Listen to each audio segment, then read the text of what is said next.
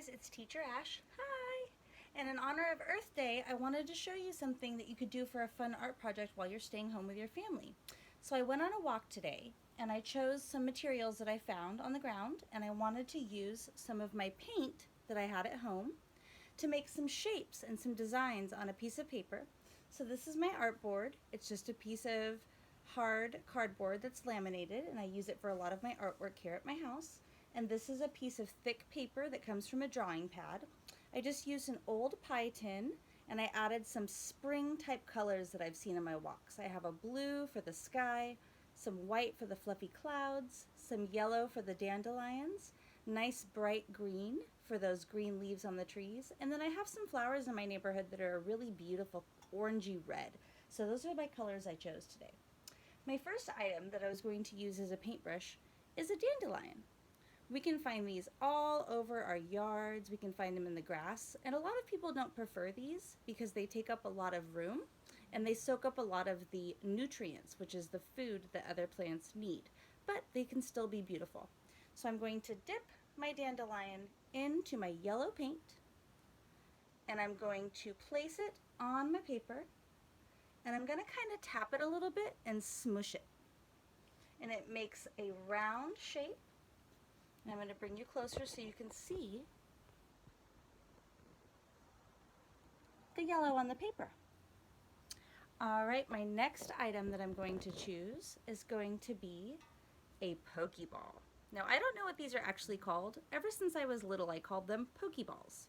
And you can find them on walks. They fall out of trees. There's a stem on the end. And they're a little bit pointy. They're a little bit rolly.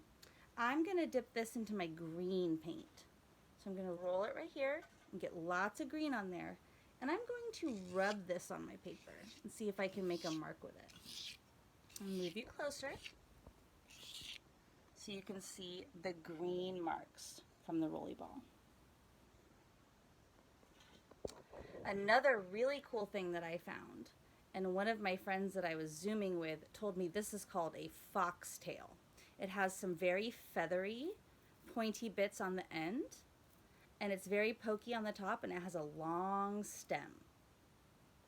I'm going to dip this into my red paint. Uh-oh, it fell apart.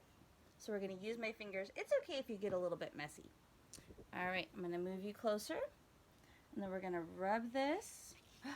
There it goes. It made some streaks on there, some red streaks. My next item that I'm going to use is a piece of bark. I believe this came from a palm tree. So I'm going to place this into my blue paint. So we have some blue on there. And again, I'm just going to rub it on my paper and see what happens. Oh, nice long streaks of blue. So I'm getting some color mixing happening. I have some green mixing with the blue. I can mix it with a little bit of that red. I also found a handy dandy stick. So this stick I'm going to place into my red paint again. Oh, and I got some green too. Let's see what happens with our stick. I'm going to squiggle it on there. Lots of color mixing happening. All right, my last item that I found is called a nettle. It's very pointy. I'm going to mix all my colors together on the tips of my nettle. Lots of paint. And now I'm going to squish it. Squish, squish, squish, squish, squish, squish, squish. Looks like I made a new type of green. So this is something fun you can do if you want to use things from your neighborhood as a paintbrush. And it's very simple. You just use some thick paint. Don't put any water in it because it's nice if it's a little bit clumpy. And then as you mix the colors together, you can see what new colors you can make. Have a great day.